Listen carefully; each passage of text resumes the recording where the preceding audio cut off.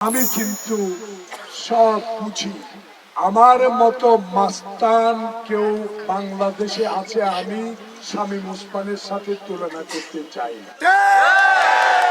আমি মাস্তানি করতে চাই না, আমি মাস্তান না। আমার গাড়িতে ঢিলা মেরেছে কারা জানেন? সোনাইমুড়ি এই 3 ইউনিয়নের লোক না, সেনবাগের 9টি পৌরসভা, 9টি ইউনিয়ন, 1টি পৌরসভার একটা লোক।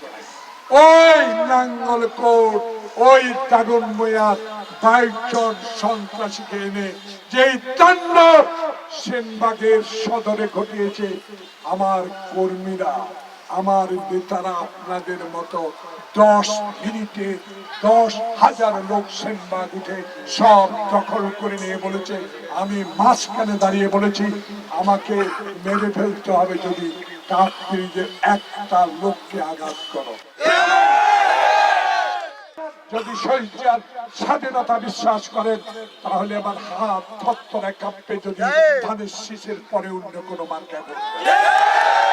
প্রিয় ভাইরা, স্বাধীনতা অর্জন করেছি রক্ষার জন্য। স্বাধীনতার 55 বছর আগে যারা আমার মায়ের পেট ফাইলা দেখেছে বাচ্চা কেমনে থাকে, যারা বাংলাদেশের স্বাধীনতা স্বীকার করে না, তাদের সাথে আঘাত করে কাকপিরিজ এনসিপির ভোট দিয়ে কাকপিরিজের কাছে বিক্রি হচ্ছে। এই বিক্রির হিসাব নিকাশ 12 তারিখের পর হবে।